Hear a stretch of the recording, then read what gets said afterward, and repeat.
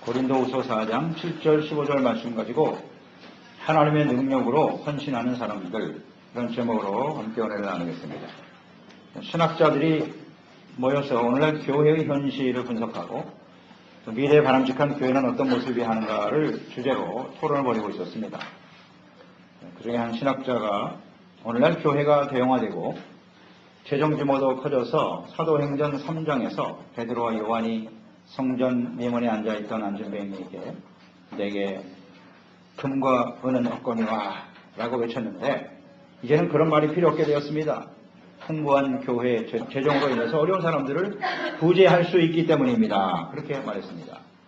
다 그런 것은 아니지만 이 시대의 교회가 과거 다른 시대에 비해서 그만큼 물질적으로 풍요해졌다는 말입니다. 그러자 다른 신학자가 한숨을 쉬면서 이렇게 말했습니다. 예, 그렇습니다. 그러나 오늘날 교회와 그리스도인들이 예수 그리스도의 이름으로 안전뱅이에게 일어나 걸으라고 외치는 말을 더 이상 들을 수 없게 되었습니다. 라고 말했습니다. 교회와 그리스도인들이 외형적으로는 숫자도 많아지고 힘이 더 커졌습니다. 재정적인 능력은 강해졌을지 모르지만 예수님과 사도들을 통해서 나타났던 사람을 살리고 구원하는 하나님의 능력은 상실되고 있음을 개탄하며 하는 말입니다. 그리스도인들이 추구하는 능력이란 과연 무엇입니까? 무엇이 그리스도인들에게 능력이 되어야 할까요? 재물입니까? 부와 성공인가요? 권력입니까? 연합 모임을 형성하는 것, 그것이 힘인가요? 이러한 것들이 능력이라면 오늘날 교회는 그 어느 시대의 교회들보다 가장 강력한 능력을 가지고 있는 것이 사실입니다. 그리스도인들은 자신의 능력을 극대화시켜서 그것을 의지하며 살아가는 사람들이 아니라 오직 하나님의 능력을 의지하며 살아가는 사람들입니다. 오늘 본문 4장 7절에 말씀합니다. 우리가 이 보배를 질그릇에 가졌으니 이는 심히 큰 능력은 하나님께 있고 우리에게 있지 아니함을 알게 하려 함이라 그랬습니다. 오늘 이 말씀 속에 그리스도인은 정체성이 뭐냐? 질그릇이라는 겁니다. 질그릇은 연약합니다. 쉽게 깨어질 수밖에 없는 사람들이에요. 대단한 가치를 가진 사람들이 아닙니다. 그 안에 보배가 되시는 예수 그리스도를 모시고 살기 때문에 그것이 우리의 능력이 된다는 것입니다. 자, 우리 스스로를 우리는 어떻게 여기고 있습니까? 질그릇이 아닌 나는 금그릇이다. 가장 위대하고 영광스러운 사람이야. 라고 말하기를 좋아하죠. 그러나 우리 그리스도인들은 금그릇이 아니라 질그릇이라는 사실을 잊지 마세요. 쉽게 깨어질 수밖에 없는 연약한 존재다. 그렇기 때문에 우리 안에 예수 그리스도께서 함께 하실 때 그 그리스도가 우리의 능력이 되는 것이고 그 능력을 의지하며 살아가는 사람들이라고 말씀해주고 있습니다. 위대한 선교의 사역을 감당했던 사도 바울처럼 위대한 일을 한 사람 찾아보기 어렵습니다. 수많은 사람에게 복음을 전하고 수많은 교회를 세우고 이렇게 헌신한 종을 찾아보기 쉽지 않죠. 그가 자기 자신을 고백하는 겁니다. 자신은 질그릇입니다. 그 안에 보배신 예수 그리스도를 모시고 살아가고 있는 것이 나의 능력입니다. 라고 고백하고 있습니다. 이 말씀은 사도 바울이 전 세계에 복음을 전하는 위대한 사역을 감당하는 능력이 자기 자신에게 있었던 것이 아니라 오직 그와 함께 하셨던 하나님의 능력으로 된 것임을 증거하고 있는 것입니다. 참된 그리스도인들과 진정한 일꾼은 자신의 능력이 아닌 오직 하나님의 능력을 의지하며 살아가는 사람들이고 예수님과 함께 고난과 시련의 십자가를 지고 주님을 따르는 사람들입니다. 하나님의 능력으로 헌신하는 일꾼들, 그리스도인들은 어떻게 살아가야 할까요? 이런 하나님의 능력 안에 살아가는 그리스도인의 삶의 여정에도 시련과 어려움은 있어요. 이런 어려움이 계속해서 우리에게 다가올 때 우리 그리스도인들은 어떤 모습으로 살아가야 할까요? 그 첫째는 혼란과 답답한 일을 만나도 절망하거나 낙심하지 않는다는 것입니다. 8절 말씀에 우리가 사방으로 우겨쌈을 당하여도 쌓이지 아니하며 답답한 일을 당하여도 낙심하지 아니하며, 그리스도인들의 삶의 여정에도 사방으로부터 우겨쌈을 당하는, 그래서 피할 곳이 없는 절망적인 상황을 만날 때가 있습니다. 오늘 본문 말씀에 나오는 이러한 말씀이 우리의 삶 속에는 이루어지지 않기를 바라죠. 이런 시련과 절망적인 상황들이 우리 삶 속에는 일어나지 않기를 바라죠. 그러나 우리가 그리스도인으로 살아가는 삶의 여정에 반드시 만나게 된다는 겁니다. 여기 우겨쌈을 당한다라고 하는 원어의 의미는 짓눌린다는 뜻입니다. 압박을 당하게 된다, 억압받는다는 뜻이에요. 포도즙을 짤 때 포도를 짓누르는 상태에 이것이 바로 우겨쌈을 당한다는 뜻이에요. 쌓이다. 그러니까 우리가 도저히 극복할 수 없는, 우리에게 계속 다가오는 스트레스로 인해서 더 이상 견딜 수 없는 상태를 나타내는 말이에요. 우리가 세상을 살다 보면 이런 인생의 무거운 짐, 온갖 종류의 고난과 시련으로 인해서 짓눌릴 때가 있습니다. 좌우 앞뒤가 꽉 막혀서 정말 앞이 캄캄합니다. 이 문제를 어떻게 해결해야 될지 숨조차 쉴 수 없는 그런 상황을 만날 때가 있습니다. 죄와 세상의 유혹이 우리를 끊임없이 힘들게 만들고요. 그것이 질병이 될 수도 있고 또 경제적인 시련과 어려움일 수도 있어요. 생활의 염려가 될 수도 있습니다. 이런 일들이 우리를 짓누름으로써 절망에 처하게 하는 이런 일들이 있습니다. 또 우리가 바르게 주님을 섬기며 하나님의 뜻대로 살고자 하지만 우리를 대적하고 악한 모습으로 우리를 끊임없이 대적하는 사람들도 있습니다. 이것 또한 우리에게 큰 고통과 아픔입니다. 그때 우리가 우리 힘으로 싸우려고 하다가는 우리는 질그릇이 깨어지고 말아요. 이 싸움이라고 하는 그것을 이겨낼 수 있는 비결은 그보다 힘이 강해야 돼요. 우리가 또 가진 것이 많아야 되고 더 능력이 있어야만 이길 수가 있는데 우리는 그런 모든 능력을 다 가질 수가 없습니다. 또 우리는 한계가 있다는 겁니다. 그 한계점에 이르는 그런 상황을 말하는 거예요. 더 이상 나의 힘으로는 어떻게 할 수 없는 상황이 벌어질 때 여전히 자신의 능력만을 의지하려고 몸부림치는 사람은 그 질그릇이 깨어지고 만다는 거예요. 그래서 절망과 좌절 속에 떨어질 수밖에 없는 것이 우리 인생이지요. 그러나 예수님을 주로 믿고 살아가는 사람들, 예수님을 우리 안에 모시고 살아가는 그리스도인들은 이 고통과 아픔으로 짓눌려도 결코 절망하지 않는다는 겁니다. 낙심할 수가 없다라고 분명히 증거하고 있습니다. 사도 바울의 이런 고백, 바울은 복음을 전하면서 그 누구보다도 수많은 시련과 고난을 경험한 사람입니다. 평탄한 인생을 살았던 사람이 아니에요. 죽음의 위기를 수없이 넘기고 가는 곳마다 그를 대적하고 죽이려고 덤벼드는 사람들이 얼마나 많았는지. 그러나 그 가운데서 절대로 절망하지 않았다라는 거죠. 어떻게 그럴 수가 있을까? 사도 바울은 우리와 다른 사람입니까? 그 안에 예수님께서 함께 계셨기 때문이라고 아주 분명히 증거하고 있죠. 요한일서 4장 4절에 자녀들아 너희는 하나님께 속하였고 또 그들을 이겼나니 이는 너희 안에 계신 이가 세상에 있는 이보다 크시다. 예수님이 하신 말씀이고 사도 요한 그 말씀을 받고 그도 역시 똑같이 고난과 시련을 당했어요. 예수 믿는 것 때문에. 그런데 그런 상황 속에서도 믿음을 지킬 수 있었던 것은 우리 안에 계신 이가 세상에 있는 이보다 크다는 거죠. 우리 안에 계신 예수님께서 우리를 힘들게 하는 수많은 환경이나 사람들보다도 강하다라고 분명히 확신하고 있습니다. 우리는 어려움 앞에서 쉽게 깨어질 수밖에 없는 질그릇입니다. 우리는 여기서부터 출발해야 돼요. 나는 금그릇이 아니에요. 질그릇입니다. 완벽한 인간이 아닙니다. 어떤 시련과 어려움도 능히 이겨낼 수 있는 그런 존재가 아니라는 거예요. 깨어질 수밖에 없어요. 연약합니다. 그래서 우리는 우리 안에 예수 그리스도를 모시고 살아가야 된다라고 하는 필요성을 느끼게 되는 거예요. 우린 연약합니다. 우리 예수님은 하나님의 아들이세요. 만물을 창조하시고 다스리고 섭리하시는 전능하신 하나님이십니다. 그 하나님이 우리 안에 계신다면 우리는 결코 절망하지 않습니다. 오늘도 답답한 일을 당한다고 말씀에 나와 있습니다. 답답한 일을 당한다. 이것은 어디로 가야 할지 모르는 상황이에요. 무슨 말을 해야 될지, 어떻게 문제를 해결해야 될지 당황하는 상태. 아무리 봐도 해답이 없어 속수무책. 이것이 바로 답답한 일을 당한다는 뜻이에요.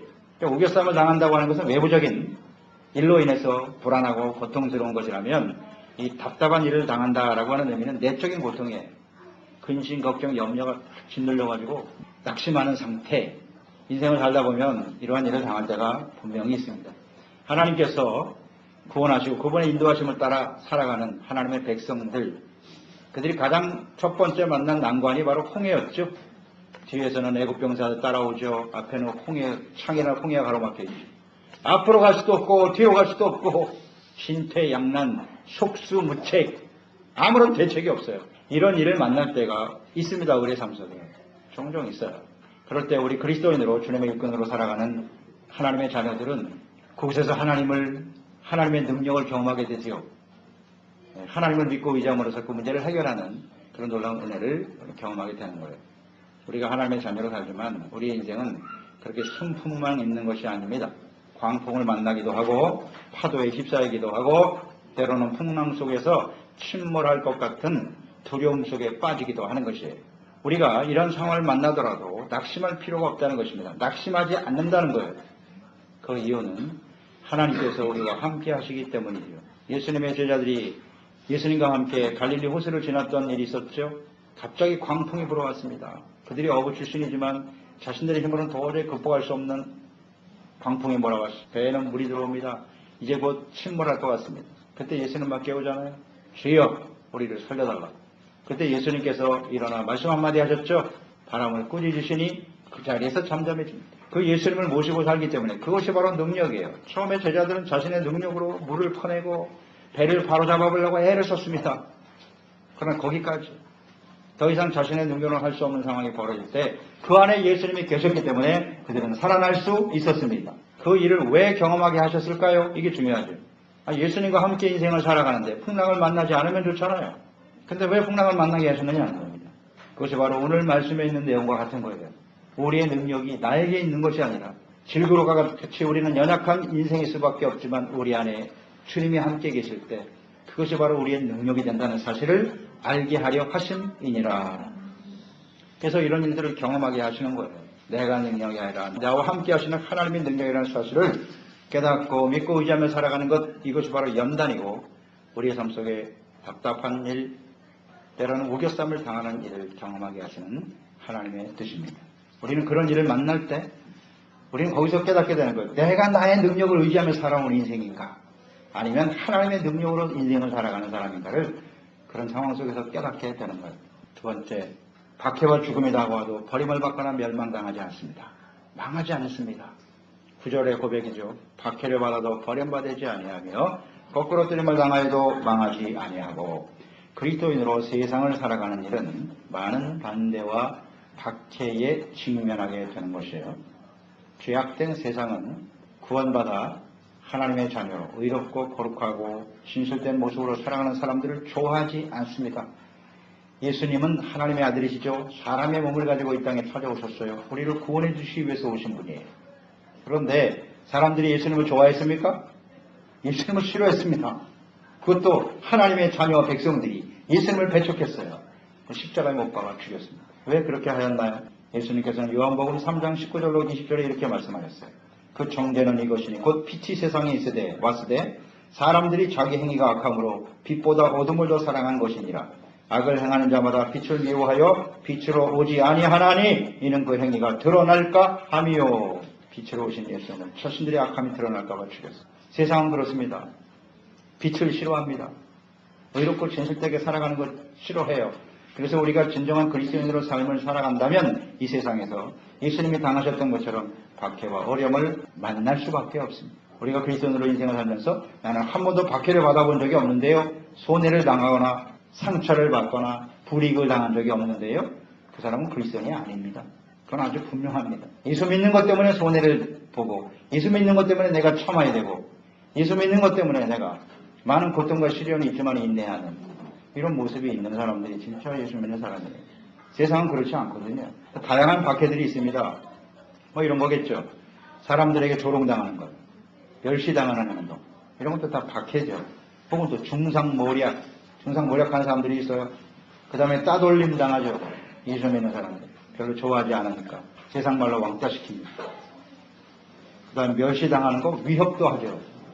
위협을 하기도 하고 그 다음에 죽음으로 공격해오는 사람들도 있습니다. 하지만 하나님을 중심에 모시고 살아가는 그리스도인들은 결코 버림을 당하지 않는다는 거죠. 초대교회 당시에 그런 기록이 있습니다. 한 성도가 체포되어 로마의 황제 앞에 섰습니다. 최후의 신문을 받습니다. 내가 가지고 있는 신앙을 버려라. 예수가 왕이냐 내가 너의 왕이냐 결정해라. 예수를 버리고 나를 신으로 인정한다면 내가 너를 살려주마. 그때 그 한 성도는 저는 결단코 그럴 수가 없습니다. 나의 왕은 오직 예수 그리스도 한 분뿐입니다. 나는 그리스도를 배신할 수 없습니다. 라고 단호하게 대답을 합니다. 그러자 이 로마 황제가 분노하여 신하에게 명합니다. 저를 당장 그냥 무도한 죄인들이 있는 감옥에다 가둬라. 다시는 나올 수 없는 곳에 쳐넣으라고 말했습니다. 그때 신하가 말합니다. 안 됩니다. 폐하. 예수 믿는 사람들은 죄인들이 있는 방에 가두면 옥에 가두면 그 사람 때문에 그 죄수들이 다 예수를 믿게 됩니다. 그렇기 때문에 거기다 놓을 수 없습니다. 그러자 이 황제가 그렇다면 굶겨 죽여라. 밥을 주지 말고 굶겨 죽여라. 그랬더니 또 신하가 말합니다. 그리스도인들은 굶기면 금식하면서 기도합니다. 그러면 기도가 응답이 돼서 놀라운 기적이 일어나더라고요. 그것도 안 됩니다. 그러면 당장 목을 쳐서 죽여라. 그랬더니 신하가 그것도 안 됩니다. 이 예수 믿는 사람들은 순교를 당하는 것을 최고의 영광으로 생각합니다. 그렇게 죽일 수는 없습니다. 그런 말을 했다고 그래요. 그렇습니다. 이 그리스도인들은 어떤 핍박이나 고난에도 절대로 넘어지지 않습니다. 망하지 않습니다. 결국 이러한 믿음을 가졌던 예수 그리스도를 중심으로 모시고 살았던 그 초대교회의 성도들을 통해서 그 절대 권력자인 로마가 예수님 앞에 무릎을 꿇은 겁니다. 무릎을 꿇었잖아요. 그리고 이 예수님의 복음이 땅끝까지 전파되는 그런 위대한 역사가 일어나게 된 것입니다. 이렇게 할 수 있었던 힘은 그들이 무슨 대단한 능력이 있는 사람들이 아닙니다. 아무리 그리스도인이라고 해도 우리는 질그릇과 같이 연약해요. 힘 있는 권력자가 죽여라 하면 죽을 수밖에 없어요. 우리는 힘이 없습니다. 하지만 그 안에 예수님이 계시기 때문에, 하나님이 계시기 때문에 그 어려움을 극복하고 승리하게 되는 것입니다. 거꾸로 뜨림을 당한다라는 말이 있죠. 이 말의 의미는 세게 얻어맞는 거예요. 세게 얻어맞아서 완전히 쓰러져서 다시는 일어나지 못하는 상태를 말하는 거예요. 예수 믿는 사람 엄청난 핍박을 당했죠. 우리 예수님도 보세요. 얼마나 그 고난과 시련을 당했는지. 그런 일들을 초대교회 성도들도 당했고 오늘날도 예수 믿는 것 때문에 이렇게 매맞고 고통당하는 사람들이 있어요. 얼마든지 있습니다. 그러나 그래도 그들은 망하지 않더라는 거죠. 그러니까 주저앉지 않는다는 거예요. 그것으로 끝이 아니라는 겁니다. 그리스도인들은 예수님께서 우리 안에 계시기 때문에 쓰러질 때마다 다시 일어나는 거예요. 넘어질 수는 있어요. 힘이 없으니까요. 우리도 연약한 인간이니까. 그러나 하나님을 믿고 하나님이 중심에 모시고 사는 사람들은 다시 일어난다. 죽음의 상황이 벌어져도 부활의 영광스러운 모습으로 다시 살아나는 사람들, 그 사람들이 그리스도인들이죠. 그래서 잠언서 24장 16절에 말씀하죠. 대저 의인은 7번 넘어져도 다시 일어나려니와 악인은 재앙으로 말미암아 엎드러지느니라. 악인은 그 재앙으로 끝. 소망이 없어요. 그러나 의인은 다시 일어나. 그 안에 예수님이 계시고 하나님이 계시기 때문입니다. 세 번째, 자기를 부인하고 십자가를 지고 주님을 따르는 사람들. 이런 사람들이 하나님의 능력으로 사는 사람들이에요. 고린도후서 4장 10절 12절이죠. 10절 12절 말씀 보세요. 우리가 항상 예수의 죽음을 몸에 짊어지면 예수의 생명이 또한 우리의 몸에 나타나게 하려 함이라. 우리가 살아있는 자가 항상 예수를 위하여 죽음에 넘겨짐은 예수의 생명이 또한 우리의 죽을 육체에 나타나게 하려 함이라. 그런즉 사망은 우리 안에 역사하고 생명은 너희 안에 역사하느니라. 아멘입니다. 그러니까 그리스도를 섬기며 또 주님을 따르는 일꾼들은 자신의 몸에 예수님의 죽음을 짊어지고 산다라고 말하고 있습니다. 자, 이 말씀은 무슨 뜻입니까? 자기 자신을 부인하는 것을 의미하는 거죠. 자신의 욕망과 유익을 위해서 죄 가운데 살아왔던 삶을 그리스도와 함께 십자가에 못 박고 버리는 겁니다. 죽은 사람들이에요. 죄에 대해서 죽은 사람, 욕심에 대해서 죽은 사람들입니다. 즉 예수 그리스도의 죽음을 본받고 살아가는 사람들이에요. 그러니까 예수님께서 하나님의 용서와 구원을 위해 자신의 몸을 십자가에 내어 주시기까지 복종하셨어요. 죽기까지 복종하셨습니다. 또 하나님의 뜻 앞에서 자신의 뜻을 철저하게 버리셨던 분이 예수님이셨어요. 우리 그리스도인들도 마찬가지입니다. 예수님의 죽음을 짊어지는 거예요. 예수님의 그 고난의 의미를 깨닫고 우리도 자신의 욕망과 이익을 위해서 사는 사람들이 아니라 우리를 통해서 다른 사람들이 생명을 얻고 구원을 받는 일을 위해서 자신의 모든 것을 포기하고 내려놓을 줄 아는 사람이죠. 사도 바울도 늘 고백했습니다. 나는 날마다 죽노라 그랬어요. 매일같이 자신을 십자가에 못 박았다는 겁니다. 우리 안에 끊임없이 일어나는 죄악의 욕망들, 자기의 생각과 뜻대로 살고자 하는 우리의 모습들이 있습니다. 이것을 주님 앞에 내려놓을 때 우리는 주님을 온전히 따를 수가 있습니다. 또 우리가 이 예수 그리스도의 죽음, 고난을 우리가 함께 본받고 살아가야 된다는 것인데 그리스도인들은 항상 짊어지고 살아간다. 피할 수 없다는 것, 숙명과 같은 거예요. 그리스도인은, 예수 믿는 사람은 예수님처럼 고난을 받을 수밖에 없다는 뜻이에요. 이거 왜 우리가 고난을 받으며 살아가야 하는가? 그 이유는 뭐냐면 우리가 죽을 때 비로소 예수님의 생명이 우리를 통해서 증거될 수 있기 때문이라는 거예요. 내가 죽을 때 그리스도가 나타나. 중요한 진리죠. 여전히 나의 생각과 뜻이 주장 내용 가운데 살아있으면 그리스도가 나타나는 게 아니라 자기 자신만 나타나는 거죠. 그러니까 우리가 죽어야 예수님이 나타납니다. 예수님의 생명이 우리를 통해서 흘러가게 된다는 뜻입니다. 그러니까 자신의 뜻을 버리고 하나님의 뜻을 받아들여서 순종할 때 주님께서 우리 안에 함께 하시는 거예요. 이것을 모든 사람이 알게 돼요. 보게 돼요. 깨닫게 돼요. 그래서 그것으로 인해서 예수 그리스도를 믿고 생명과 구원을 얻게 된다는 것입니다. 따라서 참된 그리스도의 일꾼들은, 그리스도 일꾼들은 모든 사람들이 예수님을 통해서 생명을 얻도록 자기 자신을 날마다 쳐서 복종시키는 거예요. 하나님 앞에, 그리스도 앞에, 십자가 앞에, 말씀 앞에서 자기를 쳐서 복종시킬 수 있는 사람들이 되어야 한다는 거죠. 그리스도와 함께 십자가를 지고 주님을 우리가 따를 때, 자신을 죽일 때 우리의 심령이 살아나는 거예요. 육은 죽고 영이 살아나.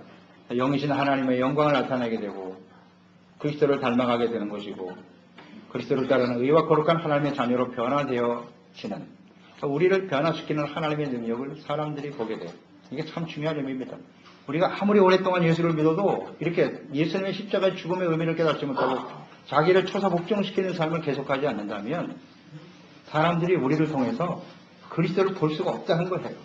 세상 사람과 다르지 않다는 겁니다. 그렇지 않겠어요? 우리가 죽어야 그리스도가 나타나고, 야, 정말 하나님이 저런 사람도 변화시키는구나. 변화. 자기 중심의 삶에서 그리스도의 삶으로 변화된, 이걸 가능하게 하시는 그 길이 바로 예수님과 함께 예수님의 죽음을 우리가 짊어지고 살아가야 된다는 의미예요. 그러므로 진실한 그리스도인들은 예수님과 복음을 위해서 죽음에 이르게 되는 박해도 있고 환난도 있고 시련과 어려움들이 있지만 흔들림 없이 오히려 낙심하지 않고 절망하지 않고 하나님 앞에 기쁜 마음으로 그 길을 가는 겁니다. 그것을 잘 감당해낼 수 있어요. 내가 아닌 내 안에 예수께서 함께 계시기 때문입니다. 라는 걸 생각합니다. 우리에게 예수님 때문에 복음을 위해서 당하는 시련과 어려움들이 있을 수 있는데 그것을 싫어하고 거부하는 사람이라면 그 사람은 그 안에 예수님이 계신 사람이 아니겠죠. 예수님이 계시기 때문에 우리는 그것을 능히 감당하게 되는 거예요. 마지막 네 번째 끝으로 하나님의 능력으로 헌신하는 일꾼들은 믿음과 소망, 또 하나님의 영광을 위해서 살아가는 사람들, 믿음과 소망을 가지고 하나님의 영광을 위해 사는 사람들이다. 13절 15절 말씀 보십시오. 기록된 바 내가 믿었으므로 말하였다는 것 같이 우리가 같은 믿음의 마음을 가졌으니 우리도 믿었으므로 또한 말하노라. 주 예수를 다시 살리시니가 이수와 함께 우리도 다시 살리사 너희와 함께 그 앞에 서게 하실 줄을 아노라. 이는 모든 것이 너희를 위함이니 많은 사람의 감사로 말미암아 은혜가 더하여 넘쳐서 하나님께 영광을 돌리게 하려 함이니라. 환난과 박해와 죽음의 위기 속에서도 절망하거나 낙심하지 않고 쓰러지지 않는다고 그랬어요. 망하지 않고 당당하게 사역을 감당할 수 있는 이유는 고난 중에서도 주님께서 함께 하시고 승리하게 하실 것이다 라고 하는 믿음이죠. 여기에 대한 믿음이 없으면 그런 고난을 받을 필요가 없어요. 할 수도 없고요. 믿음과 소망이 있기 때문에 13절 말씀, 이 말씀은 시편 116편 10절을 인용한 말씀이거든요. 믿음에 관한 말씀을 인용했는데 그 당시 시편 기자의 믿음은 어떤 믿음이냐면 끊임없이 죽음의 위기가 찾아오는 그런 상황이었다는 거죠. 대적들로 인해서 많은 시련으로 인해서 죽음의 위협이 나에게 지금 찾아와 있는데 그러나 그런 가운데서도 내가 하나님을 믿고 의지하였더니 하나님께서 그 죽을 수밖에 없는 상황 속에서 나를 구원해 주셨다는 거예요. 건져 주셨다는 거예요. 이런 믿음을 지금 고백하고 있는 내용이거든요. 그러니까 우리가 주님을 섬기는 삶의 여정에 이런 많은 시련과 어려움이 있을 수 있지만 그 가운데서도 우리를 건져 주실 것이라는 하나님을 굳게 믿을 때 그 믿음으로 하나님께서 우리를 구원해 주실 뿐만 아니라 많은 사람들도 그 구원의 길로 인도하실 것이다 라고는 확신이 있었다는 거죠. 이런 믿음을 가지고 있기 때문에 그 사역을 계속 감당할 수 있었다라는 거예요. 구원해 주실 것이라는 믿음. 이 믿음이 없다면 우리 예수 믿는 사람은 그렇게 고난받고 그냥 그렇게 살 필요가 없어요. 그냥 세상 사람처럼 자기의 능력을 극대화시켜서 그걸 믿고 의지하며 사는 거죠. 둘 중에 하나거든요. 하나님을 믿고 살든지 자신의 능력을 극대화시켜서 그 능력을 의지하면서 자기의 힘대로 살든지 둘 중에 하나예요. 그러나 분명한 사실은 우리는 질그릇이라는 사실, 언젠가는 그 한계에 부딪힐 때가 와요. 이것을 우리가 생각하면서 하나님을 믿는 믿음 안에서 살아가는 사람들이 되어야 되겠죠. 또 하나의 믿음은 이런 겁니다. 죽은 자를 그리스도 안에서 다시 살아나게 할 것이다. 이런 믿음이죠. 예수님이 죽으셨으나 하나님이 3일 만에 다시 살리셨잖아요. 그 살리신 하나님께서 예수님 때문에, 그리스도 때문에, 복음 때문에 죽음에 이르는 상황이 벌어져도 주님께서는 나를 다시 살려내실 것이다. 부활, 영원한 생명으로 하나님 앞에 서게 될 것이다. 하는 이런 믿음, 믿음과 소망이 있기 때문에 이길 수 있다는 겁니다. 이런 믿음이 없으면, 이런 소망이 없으면 그 고난과 시련, 박해를 이겨낼 수가 없어요. 이겨낼 수가 없어요. 그렇게 해야 될 이유도 없고요. 그래서 많은 사람들이 이런 믿음과 하나님께 대한 믿음과 소망이 없기 때문에 그리스도와 함께 참된 그리스도의 삶을 살아가는 걸 버리는 거예요. 포기하고 그냥 종교적인 모습만 유지하면서 세상 사람들과 전혀 다르지 않는, 그저 세상에서 나의 힘을 좀 강하게 해주세요, 이 정도로 사는 거죠. 그냥. 그러면 하나님은 그런 기도에 응답하실 수가 없나이다. 그래서 분명히 해야죠. 끝으로 환난과 박해와 절망, 낙심을 가져다주는 그 사역의 여정에서도 우리가 참된 그리스도의 일꾼으로 충성할 수 있는 이유는 무엇이냐면, 우리의 희생과 헌신을 통해서 많은 사람들이 구원의 은혜를 받게 된다는 거예요. 그래서 하나님께 감사하고 그 구원받은 사람들이 하나님께 영광을 돌리는 일, 이것이 너무나 가치 있는 일이라는 거예요. 내가 박해를 당하고 핍박을 당하고 고난을 당하고 죽음의 위기를 만나지만 나의 그런 헌신을 통해서 많은 사람들이 생명과 구원을 얻고 그들이 하나님께 감사와 찬양과 영광을 돌릴 수 있다면 그것은 가치 있는 일이라는 거예요. 이런 확신이 있기 때문에 그 어려움도 우리는 이겨낼 수 있다는 거죠. 이런 사람들이 진정한 그리스도인이요, 주님의 참된 일꾼이고 예수님의 제자가 아니겠습니까? 오늘 말씀에 아주 중요한 요지입니다. 우리는 질그릇이다. 다시 말하면 우리는 어떤 능력을 의지하며 살아가는 사람이냐, 하나님의 능력을 의지하고 사는 사람이냐, 자신의 능력을 의지하며 사는 사람. 우리는 질그릇이기 때문에요, 아무리 자기의 능력을 자랑하지만 쉽게 깨지고 말아요. 그래서 시간이 많이 지나서 나이가 들어서 깨닫는 분도 있고, 나이가 들어서 죽는 순간까지도 모르고 사는 사람도 많고, 이런 시련과 어려움이 없었으면 좋겠지만 우리의 삶의 여정에는 반드시 찾아옵니다. 예수 믿는 것 때문에. 그런 중요한 건 이런 것 같아요. 결론적으로 예수님을 믿고 살거나 믿지 않고 살거나 이런 답답한 일, 우리가 힘들게 하는 상황은 누구에는 다 있어요. 정도의 차이는 있겠죠. 그런데 이런 상황 속에서 절망하지 않고 낙심하지 않고 망하지 않고 다시 일어서면서 꿋꿋하게 나갈 수 있는 근거는 뭐냐는 거죠. 근거가 뭐냐? 그것은 무엇을 위한 고난이냐 하는 거죠. 우리가 어떤 모습을 가지고 어떤 정체성을 가지고 어디에 초점을 두고 살아가느냐 하는 거예요. 예수님과 복음을 위해서 참된 그리스도인으로서 당하는 시련과 어려움이냐, 아니면 그리스도인의 삶인 걸 포기하고 그저 세상에서 자신의 능력을 의지하며 살아가다가 다가오는 시련이냐에 따라 달라지는 거예요. 우리가 그리스도를 믿는 사람은 당연히 이런 모습으로 반응해야 되는 거잖아요. 낙심하지 않는다고 그랬잖아요. 절망하지 않는다고 그랬잖아요. 망하지 않습니다. 근데 사실은 그게 아니지 않습니까? 이런 어려움이 다가오면 쉽게 무너지잖아요. 낙심하고요. 그 이유가 어디 있느냐는 거예요. 그 원인을 찾자는 거죠, 원인을. 그것은 간단하다. 내가 나의 능력을 의지하고 살아가는 삶일 때는 좌절할 수밖에 없다. 그러나 하나님이 내 안에 계신 하나님을 믿고 의지하고 하나님의 뜻을 위해서 살아가는 사람, 참된 그리스도인으로 살고자 하는 그런 초점이 분명한 사람, 정체성이 분명한 사람은 반드시 승리하게 된다는 사실입니다. 그래서 결론적으로 이런 어려움이 다가올 때 이것은 하나의 은하 프로에봐요. 테스트 하시는 거예요, 하나님이. 이런 일을 안 만나면 좋죠. 그런데 하나님은 만나게 하시거든요. 거기서 우리는 테스트하고 자기를 점검하면 돼요. 나의 능력을 의지하고 사는 사람이냐, 하나님의 능력을 의지하며 사는 사람이냐. 잘못되어 있으면 빨리 바꾸면 돼요. 내 능력이 아니라 하나님의 능력을 의지함으로써 그 보배가 예수님이에요. 내가 보배가 아니고 내가 능력 있는 나의 삶이, 전기한 나의 삶의 보배가 아니라, 나의 능력의 보배가 아니라 예수님의 우리의 능력. 그것이 참된 보배다. 이것을 믿고 의지하며 승리하는 삶을 살아갈 수 있으시기를 축원합니다.